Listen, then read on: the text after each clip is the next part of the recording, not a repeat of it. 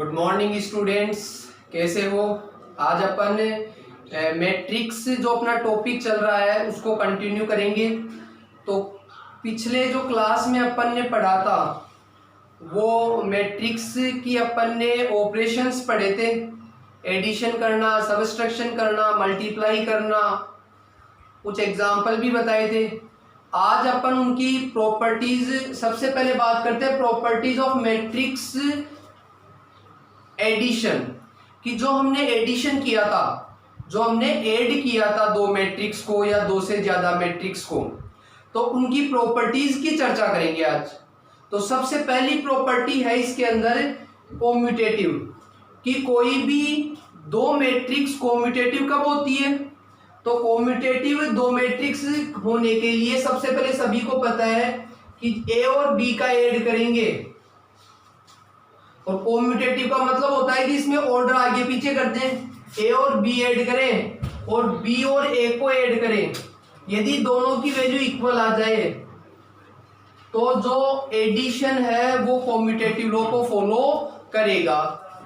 जैसे ए मान लो आपके पास है a i j m into n order का, और बी मैट्रिक्स आपके पास है b i j m into n order का।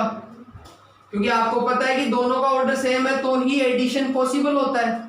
तो फिर जो ए प्लस बी प्राप्त होगा वो क्या प्राप्त हो जाएगा कि इसमें कोरेस्पॉन्डिंग एलिमेंट ऐड हो जाते हैं, ए i J plus B i जे, और एम इंटू एन ऑर्डर अपने को प्राप्त हो जाता है।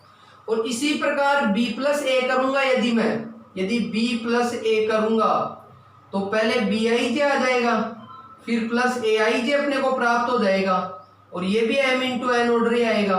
और आपको पता है ए में बी ऐड करो चाहे बी में ए ऐड करो, रिजल्ट दोनों में सेम आता है। तो इस प्रकार से ये कॉम्यूटेटिव लॉ को फॉलो करता है। सेकंड प्रॉपर्टी है एसोसिएटिव प्रॉपर्टी, कि कोई भी मैट्रिक्स एसोसिएटिव लॉ को फॉलो कब करेगा। तो इसके अंदर आपको तीन मैट्रिक्स लेनी है, जैसे ए बराबर ए i j m into n order की लेनी है, ऐसे ही बी बराबर बी आई जे, ये भी एम इंटू एन ऑर्डर की लेनी है, और सी बराबर सी आई जे, ये भी एम इंटू एन ऑर्डर की आपको तीन मैट्रिक्स लेनी है। और एसोसिएटिव लॉ के अंदर क्या होता है कि ए बी सी तीनों को ऐड करेंगे, एडिशन की प्रॉपर्टी चल रही है तो ऐड करना है। अब ऐड करने के लिए पहले ए और बी के ब्रैकेट लगा देता हूं, मतलब पहले ए और बी को ऐड करना है और उसके बाद में सी को ऐड कर देना है।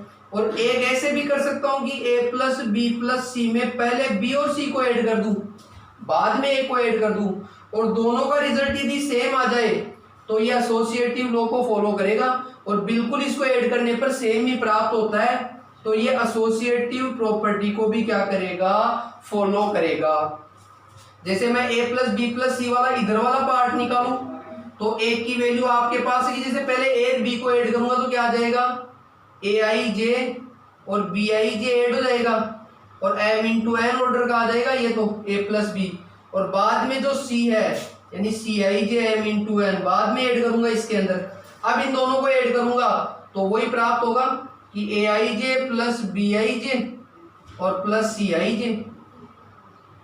इसी प्रकार इधर भी आप करोगे तो पहले बी और सी को ऐड कर देंगे, उसके बाद ए को ऐड करेंगे तो वही ए प्लस बी प्लस सी प्राप्त होगा, तो दोनों में सेम प्राप्त होगा, तो ये एसोसिएटिव लॉ को भी फॉलो करेगा। तीसरी प्रॉपर्टी आपके सामने है एडिटिव आइडेंटिटी। तो एडिटिव आइडेंटिटी क्या होती है बेटा, कि कोई भी मैट्रिक्स है इसका एडिटिव आइडेंटिटी क्या कहलाएगा, कि किसी मैट्रिक्स में क्या ऐड किया जाए कि वही मैट्रिक्स प्राप्त हो जाए। तो किसी भी मैट्रिक्स में क्या ऐड करूं, जीरो मैट्रिक्स, तो वापस ए ही प्राप्त हो जाएगा नहीं। तो जो जीरो मैट्रिक्स है वो एडिटिव आइडेंटिटी मैट्रिक्स का काम करेगी। तो आपको पूछ ले कि एडिटिव आइडेंटिटी मैट्रिक्स कौन सी होती है, तो एडिटिव आइडेंटिटी मैट्रिक्स होती है zero matrix. Next additive inverse, next property है एडिटिव इनवर्स। तो एडिटिव इनवर्स का मतलब क्या होता है स्टूडेंट्स, कि किसी भी मैट्रिक्स में मैं क्या ऐड करूं कि जीरो मैट्रिक्स प्राप्त हो जाए। तो किसी भी मैट्रिक्स में क्या ऐड करोगे कि जीरो आ गया, तो जीरो का मतलब ये जो मैट्रिक्स है इसका जस्ट नेगेटिव ऐड करोगे, क्योंकि ए में माइनस ए फिर लेस कर दोगे तो जीरो आ जाएगा, नहीं आ जाएगा। तो किसी भी मैट्रिक्स में क्या ऐड किया जाए कि जीरो मैट्रिक्स आ जाए, तो उसका जस्ट नेगेटिव, तो ए का एडिटिव इनवर्स माइनस ए होता है, तो ए का एडिटिव इनवर्स क्या होगा, माइनस ए। यानी जो भी मैट्रिक्स है उसका एडिटिव इनवर्स निकलवाए तो नेगेटिव है तो पॉजिटिव मैट्रिक्स हो जाएगी, पॉजिटिव है तो नेगेटिव मैट्रिक्स हो जाएगी। नेक्स्ट प्रॉपर्टी देखो students, cancellation law. Cancellation law क्या होगा एडिशन के अंदर कि जैसे मान लो a plus B equals to दे दे आपको a प्लस सी, तो ये दो मैट्रिक्स का एडिशन है, ये भी दो मैट्रिक्स का एडिशन है, दोनों इक्वल है। तो जब दोनों इक्वल कब हो सकते हैं, आपको पता है कि ए और ए मैट्रिक्स तो सेम है, तो इसका मतलब बी और सी सेम होगी तो ही एडिशन सेम आएगा। तो इट मीन्स यहाँ क्या हो गया कि जो बी है वो सी के इक्वल होगी, बी है वो सी के इक्वल होगी। और जब लेफ्ट वाला सेम है तो इसको लेफ्ट कैंसिलेशन लॉ बोलेंगे, इसको क्या बोलेंगे, लेफ्ट कैंसिलेशन लॉ। और इसी को मैं ऐसे लिख दूं कि b प्लस ए बराबर सी प्लस ए। अब आपको देखो ये a सेम है तो इसका मतलब b और c सेम होगा तो ये एडिशन है सेम आएगा, तो यहाँ पर b बराबर c होगा। लेकिन कौन से लॉ से, अब राइट की तरफ वाला सेम है तो राइट कैंसिलेशन लॉ बोलेंगे इसको, राइट कैंसिलेशन लॉ। तो इस प्रकार से ये होता है कैंसिलेशन लॉ। तो ये आपकी प्रॉपर्टीज, इसमें जो एडिशन की प्रॉपर्टीज है वो आपको अच्छे से ध्यान रखनी है। नेक्स्ट अपन स्टार्ट करते हैं प्रॉपर्टीज ऑफ मैट्रिक्स मल्टीप्लिकेशन। अब अपन मल्टीप्लिकेशन में, अभी तो एडिशन पढ़ा अपन ने, अब मल्टीप्लिकेशन की प्रॉपर्टीज पे ध्यान देते हैं स्टूडेंट्स। तो उसमें सबसे पहले वही है कॉम्यूटेटिव, कि कॉम्यूटेटिव प्रॉपर्टी को फॉलो करेगा क्या ये। तो कोई भी दो मैट्रिक्स है वहां पे जैसे एडिशन में ऐड करते हैं, यहाँ मल्टीप्लाई करेंगे कि ए को बी से मल्टीप्लाई करें। पहली बात तो ए और बी मल्टीप्लाई के लिए डिफाइन होनी चाहिए तो ही फिर कॉम्यूटेटिव देख सकते हैं अपन। तो ये ऑलरेडी डिफाइन है, ये मान के चलेंगे। डिफाइन का मतलब पहले का नंबर ऑफ कॉलम और दूसरे का नंबर ऑफ रो इक्वल होता है तो ही मल्टीप्लाई हो सकता है। तो a और b का जो मल्टीप्लिकेशन है, अब कॉम्यूटेटिव का मतलब ऑर्डर क्या करते हैं अपन, इसके एक्सचेंज करते हैं और b को a से मल्टीप्लाई करवाए। a b का प्रोडक्ट और b a का प्रोडक्ट पॉसिबल है क्या इक्वल आए, तो कोई आवश्यक नहीं है, क्योंकि a b हमने एग्जांपल में देखा भी था कि a को b से मल्टीप्लाई जैसे पॉसिबल हुआ था, लेकिन b से a का पॉसिबल हो भी सकता है नहीं भी हो सकता है, वो आप ऑर्डर पे डिपेंड करेगा। तो A B not equal B A, ये ए बी कभी इक्वल के बी ए नहीं होता है। नॉर्मली जो प्रॉपर्टी होती है वो ए बी कभी बी ए के इक्वल नहीं होता है, और जब नहीं होगा तो कॉम्यूटेटिव लॉ को फॉलो नहीं करेगा। लेकिन ये बात हर केस में लागू नहीं होगी। इसमें एक नोट लिखा हुआ है आपकी बुक के अंदर कि above case does not mean that A B equal B A is not possible for every pair of matrices. For some special cases it is possible that AB equals to BA.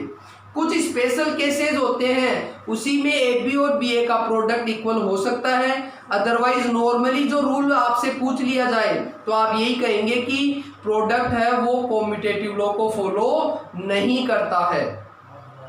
Next आ जाओ अपने पास associative property.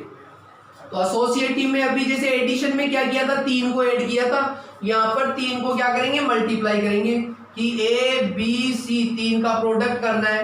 पहले मान लो ए और B को multiply कर लिया और उसके बाद सी कर लिया, और इधर क्या करूंगा ए बी सी, पहले बी और सी को मल्टीप्लाई करोगे बाद में ए को करोगे, और इसमें ये इक्वल प्राप्त होगी।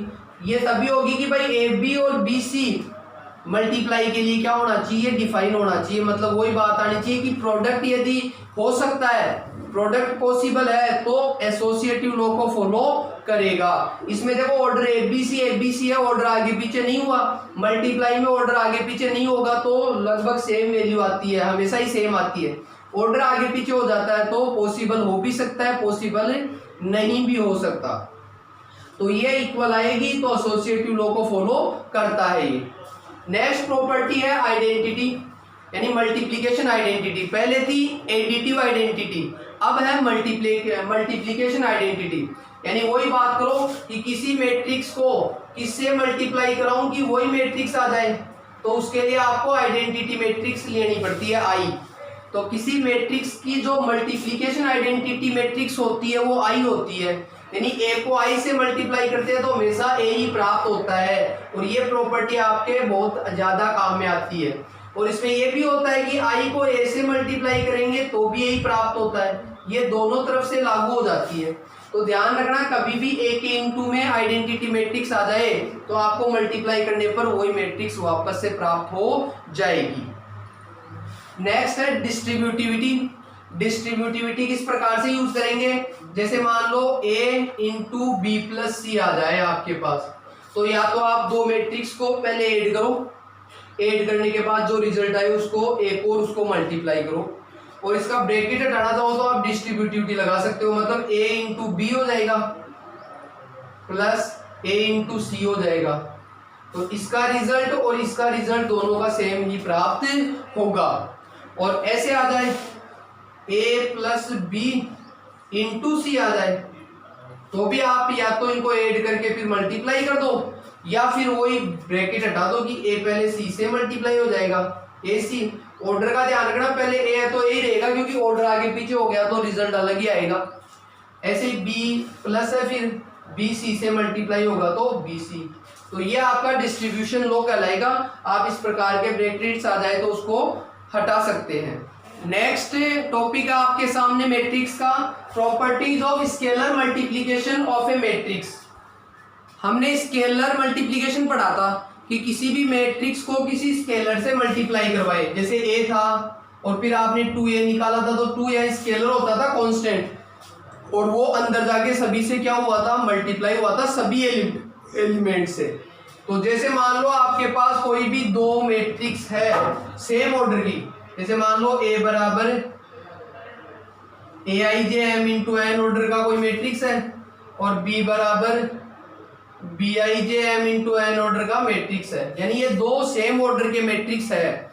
तो इसमें क्या क्या प्रॉपर्टी स्केलर प्रोडक्ट में लग सकती है, जैसे आपके पास आ जाए, पहली प्रॉपर्टी में लिखवाता हूं कि a इंटू और कोई भी लेमडा प्लस म्यू कर देता हूं। लेमडा और म्यू क्या है, कांस्टेंट वैल्यू है, तो कांस्टेंट वैल्यू है तो या तो ऐड करके इस अंदर जाके मल्टीप्लाई हो जाएगी, या आप चाहो तो इसको lambda a into mu a लिख सकते हो कि आप अलग अलग स्केलर से मल्टीप्लाई करके बाद में ऐड कर दो या पहले ऐड करके बाद में मल्टीप्लाई कर दो, दोनों की वैल्यू सेम आती है। दूसरी प्रॉपर्टी है कि जैसे इस प्रकार से आ जाए, लेमडा तो बाहर आ जाए, अंदर दो मैट्रिक्स a प्लस बी आ जाए, तो या तो दोनों के ऑर्डर सेम है तो ऐड कर देंगे पहले, और ऐड करके फिर लेमडा कोई कांस्टेंट है उससे मल्टीप्लाई कर देंगे, या फिर ऐसे भी कर सकते हो, ब्रैकेट अगर हटाओ तो lambda a plus lambda b भी लिखा जा सकता है। तीसरी प्रॉपर्टी जो है वो है आपके पास मल्टीप्लाई में आ जाए, ऐसे जैसे लेमडा और अंदर म्यू और a मैट्रिक्स है कैपिटल लेटर, तो या तो आप इसको पहले मल्टीप्लाई करवा दो और बाद में जो रिजल्ट है उसको लेमडा से मल्टीप्लाई करवा दो, मतलब स्केलर से मल्टीप्लाई करवा दो, या ऐसे भी लिख सकता हूँ, ये बाहर लाना चाहूँ तो म्यू बाहर भी ला सकता हूँ, लेमडा अंदर भी ले जा सकता हूँ, क्योंकि ये दोनों कांस्टेंट है तो इनटू में आगे पीछे करेंगे तो कोई फर्क नहीं पड़ेगा। अगली प्रॉपर्टी क्या है, फोर्थ प्रॉपर्टी, कि किसी भी मैट्रिक्स को वन स्केलर से मल्टीप्लाई करवाऊं तो वन से करवाएंगे तो वही मैट्रिक्स अपने को प्राप्त हो जाएगी। और लास्ट प्रॉपर्टी है इसके कि किसी भी मैट्रिक्स को मैं -1 से मल्टीप्लाई कराऊं तो जस्ट उस मैट्रिक्स का नेगेटिव प्राप्त हो जाएगा। तो इस प्रकार से ये प्रॉपर्टीज कोई ज़्यादा मतलब इतनी वो बहुत हार्ड नहीं है, ये स्केलर है और इसमें आप नॉर्मली कर सकते हो। नेक्स्ट देखो स्टूडेंट्स, मैट्रिक्स के अंदर है multiplicative inverse matrix. Multiplicative inverse matrix कैसे निकालेंगे, कोई भी ऐसी दो मैट्रिक्स है जैसे ए और बी, दो ऐसी मैट्रिक्स हो जिनका मल्टीप्लिकेशन, जिनको मल्टीप्लाई करने पर जो रिजल्ट है वो आई आना चाहिए, यानी आइडेंटिटी मैट्रिक्स आ जाना चाहिए, यदि दो मैट्रिक्स का मल्टीप्लिकेशन आइडेंटिटी मैट्रिक्स प्राप्त हो जाती है तो ए का मल्टीप्लिकेटिव इनवर्स बी कहलाएगा और बी का मल्टीप्लिकेटिव इनवर्स ए कहलाएगा। इट मींस ए का जो इनवर्स होगा इसको मल्टीप्लिकेटिव इनवर्स से रिप्रेजेंट करेंगे। ए का इनवर्स तो बी को कहेंगे या बी का इनवर्स कहे तो ए को कहेंगे। लेकिन ये तभी होगा जब ए और बी का प्रोडक्ट आई आए और बी और ए का प्रोडक्ट बी आई आना चाहिए, दोनों तरफ से आना चाहिए, दोनों तरफ से लागू होता है। वैसे अपन ने पढ़ा था कि सर ए बी और बी ए का मल्टीप्लिकेशन तो कभी सेम आता ही नहीं, तो मैंने आपको बताया था कि ये सभी जगह पे लागू नहीं होता है। नॉर्मली आपको पूछे कि मैट्रिक्स मल्टीप्लिकेशन कॉम्यूटेटिव लॉ को फॉलो करेगा कि नहीं करेगा तो आपको नाम आंसर देना है, लेकिन बहुत सी स्पेशल कंडीशंस होती है वहीं पे ये इक्वल प्राप्त होता है। जैसे फॉर एग्जांपल ये ए और बी दो मैट्रिक्स दी हुई है, अब मैं इनको मल्टीप्लाई करके देखता हूँ, ए इंटू बी करके देखता हूँ बेटा। तो ए है 1 2 2 2 5 7 3 7 5 इंटू बी है 3 -4 2 -2 1 0 1 1 -1। मल्टीप्लाई करना सभी ने सीखा था स्टूडेंट्स कि पहली रो पहले कॉलम के कोरिस्पोंडिंग एलिमेंट्स मल्टीप्लाई करके ऐड कर देने। तो ये 1 इंटू 3 आ गया, 2 इंटू -2 -4 आ गया, 2 इंटू 1 पहली रो को पहले रो कॉलम से, फिर पहली रो को दूसरे कॉलम से, तो 1 इंटू -4 2 इंटू 1 2 2 इंटू 1 2, फिर इसी रो को थर्ड कॉलम से करेंगे तो 1 इंटू 2 आ गया, 2 इंटू 0 आ गया और 2 इंटू -1 -2 आ गया। आगे कॉलम नहीं है तो यहीं पे स्टॉप हो जाएगा। अब दूसरी रो स्टार्ट करेंगे तो यहाँ भी दूसरी रो स्टार्ट कर देंगे, वही फर्स्ट सेकंड रो को फर्स्ट कॉलम से 2 इंटू 3 6 5 इंटू -2 -10 7 इंटू 1 +7, फिर सेकंड कॉलम से करेंगे इसी को 2 इंटू -4 -8 5 इंटू 1 प्लस का 5 7 इंटू 1 प्लस का 7, फिर इसी रो को नेक्स्ट कॉलम से करो 2 इंटू 2 4 5 इंटू 0 7 इंटू -1 -7। अब थर्ड रो को स्टार्ट करेंगे। यहाँ ये रो के निशान आपको नहीं लगाने, ये समझाने के लिए कर रहा हूँ केवल मैं। 3 इंटू 3 9 7 इंटू -2 -14 5 इंटू 1 प्लस का 5। नेक्स्ट सेकेंड कॉलम से 3 इंटू -4 -12 7 इंटू 1 प्लस का 7 5 इंटू 1 प्लस का 5, फिर लास्ट कॉलम से 3 इंटू 2 6 7 इंटू 0 5 इंटू -1 -5। तो इसका जो रिजल्ट मैट्रिक्स आ गई ए बी वो क्या आएगी देखो, 3 और 2 5 5 -4 1 आ गया, इधर ये 4 में 4 गया तो 0 आ गया, इधर 2 से 2 कैंसिल हो गया तो ये भी 0 आ गया। नेक्स्ट 6 और 7 13 में से 10 माइनस करें क्या, ये यहाँ कुछ गड़बड़ हो रही है स्टूडेंट, ये अपन ने क्वेश्चन में मिस्टेक कर दी। यहाँ 2 5 4 है, यहाँ 2 5 4 है और 3 7 5, ये 4 है तो यहाँ पर ये 4 है, इसको सही कर लेना। फिर ये वाली मल्टीप्लाई हुई ना तो सेकंड वाली रो चेंज होगी, जैसे 4 ये थर्ड से थर्ड 4 1 जा 4 होगा यहाँ पर, फिर इसको सेकंड से करेंगे तो ये 4 1 जा 4 होगा यहाँ पर, और इसको फिर लास्ट से करेंगे तो ये -4 होगा। ये मिस्टेक हो गई अपने से, तो यहाँ पर फिर ये सही करते हैं अब कि 6 और 4 10 10 - 10 0, इधर ये 9 में 8 गया तो 1, इधर ये कैंसिल हो गया तो 0 आ गया स्टूडेंट्स। नेक्स्ट ये 9 और 5 कितने हो गए बेटा 14 में 14 कैंसिल कर गया तो 0, ये 7 और 5 12 12 - 12 0, और ये 6 में 5 माइनस करोगे तो +1। तो इसका ये देखो आइडेंटिटी मैट्रिक्स बन गई, नहीं पढ़ी थी आइडेंटिटी मैट्रिक्स जिसका डायगोनल 1 1 होता है बाकी 0 0 0 होता है, तो ये क्या कहलाती है आइडेंटिटी मैट्रिक्स कहलाती है। तो जब ए और बी का मल्टीप्लीकेशन आई आए तो मैं ए इनवर्स का मान तो इस बी को कहूँगा और बी इनवर्स का मान ए को कहूँगा। इस प्रकार से इसमें b इंटू ए निकालोगे तो भी आई प्राप्त होगा। तो इस प्रकार से ये अपने पास करना है। नेक्स्ट है students zero divisors. Zero divisors क्या होते हैं कि ऐसी दो मैट्रिक्स जिनका मल्टीप्लीकेशन जीरो मैट्रिक्स प्राप्त हो तो उन दो मैट्रिक्सों को जीरो डिवाइजर्स बोलेंगे। कि जैसे ए और बी मैट्रिक्स है और दोनों का मल्टीप्लीकेशन जीरो मैट्रिक्स आ जाए तो ए और बी इसके जीरो डिवाइजर्स कहलाएंगे। A and B are the zero divisors matrix. For example A और बी आपके सामने ये लिखे हुए हैं तो ये बताना है कि जीरो डिवाइजर्स है या नहीं है। तो आपको ए को बी से मल्टीप्लाई करके देखना है। जीरो डिवाइजर्स की जब भी बात करें तो आपको दोनों को क्या करना है स्टूडेंट्स, मल्टीप्लाई करवाना है। अब मल्टीप्लाई सभी को करवाना आता होगा। अब मैं थोड़ा डायरेक्ट करूंगा कि पहली रो पहला कॉलम -1 और +1, इधर -3 और +3। फिर सेकंड रो स्टार्ट करेंगे, इसको इससे करोगे तो 1 और -1। फिर इसको सेकंड से करोगे तो 3 और -3। तो आप देखोगे कि इसकी जो रिजल्ट मैट्रिक्स आ रही है वो क्या आ रही है, देख लो स्टूडेंट्स। ये सॉरी ये 0 है, ये 1 है, -1 और +1। तो ये भी 0 आ रहा है, ये भी 0 आ रहा है, इधर ये भी 0 आ रहा है और ये भी 0 आ रहा है। और जब सभी एलिमेंट 0 होते हैं तो वो किस टाइप की मैट्रिक्स कहलाती है, जीरो मैट्रिक्स कहलाती है। आगे अपन स्टार्ट करते हैं student positive integral power of A square matrix. यानी किसी भी स्क्वायर मैट्रिक्स की बात कर रहे हैं, रेक्टेंगल की बात नहीं कर रहे हैं। स्क्वायर मैट्रिक्स यानी नंबर ऑफ रो और नंबर ऑफ कॉलम इक्वल हो, उसी मैट्रिक्स की पावर्स अपन फाइंड कर सकते हैं। तो पावर्स का मतलब उसका स्क्वायर या क्यूब या और भी बड़ी पावर फाइंड करनी हो। जैसे ए कोई स्क्वायर मैट्रिक्स है, स्क्वायर मैट्रिक्स का मतलब ए i j m into M order, ये क्या शो कर रही है, ऑर्डर सेम है तो स्क्वायर मैट्रिक्स को।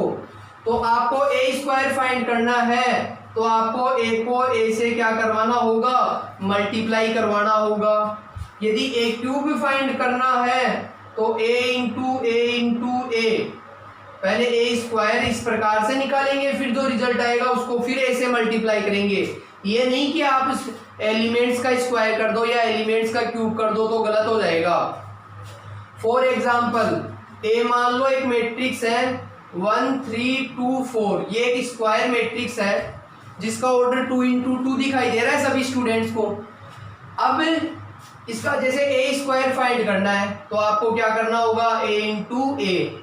ऐसे नहीं कि 1 का स्क्वायर 9 और ये 4 और ये 16 कर दो, ये गलत हो जाएगा। ए स्क्वायर का मतलब ए को ए से यानी 1 3 2 4 को मल्टीप्लाई करेंगे, वही 1 3 2 4 यानी ए मैट्रिक्स को ए मैट्रिक्स से ही मल्टीप्लाई करना है। तो ए स्क्वायर क्या आ जाएगा स्टूडेंट्स, पहली रो पहला कॉलम तो 1 + 6, फिर सेकंड कॉलम से करोगे तो 3 1 जा 3 और 3 4 जा 12। अब सेकंड रो स्टार्ट होगी तो यहाँ भी सेकंड रो स्टार्ट हो जाएगी, तो 2 1 जा 2 4 2 जा 8, फिर सेकंड कॉलम से करोगे तो अगला एलिमेंट 2 3 जा 6 4 4 जा 16। तो आपका जो ए स्क्वायर प्राप्त हो जाएगा वो क्या हो जाएगा स्टूडेंट्स, ये 7 आ गया, ये आपका 15 आ गया, 8 और 2 10 हो गया और ये आपका 22 हो गया। तो ये आपके पास इसका स्क्वायर प्राप्त हो जाएगा। ऐसे ही क्यूब करना हो तो ए स्क्वायर को वापस क्या कर देंगे, मान लो ए क्यूब फाइंड करना है तो जो आपने ए स्क्वायर निकाला उसको वापस ए से मल्टीप्लाई कर देंगे। तो ए स्क्वायर तो आपका ये आ जाएगा क्या, 7 15 10 और 22। और ए आपका क्वेश्चन में है 1 3 2 4 और अब आप मल्टीप्लाई करते इसका ए क्यूब प्राप्त कर सकते हो। तो इस प्रकार से ये अपनी जो 3.2 थी उसके बेसिक्स कंप्लीट हो गए आज। अब इन बेसिक्स को आप अच्छे से तैयार कर लें। नेक्स्ट वीडियो में मैं इसके एग्जांपल्स करवाऊंगा। जितने क्वेश्चन आप कर सकते हो वो आप अपनी कॉपी में करें, फेयर कॉपी में सॉल्व करें रफ के अंदर, फिर फेयर में करें, और फिर एग्जाम्पल करवाने के बाद बचे हुए जो क्वेश्चन है वो भी आपको कर लेने हैं। और जो डाउट आए वो आप मेरे पर्सनल नंबर पे या अपने ऐप के अंदर डाउट का जो ऑप्शन है उसमें फ़ोटो खींच के डाल सकते हैं। Okay, thank you student.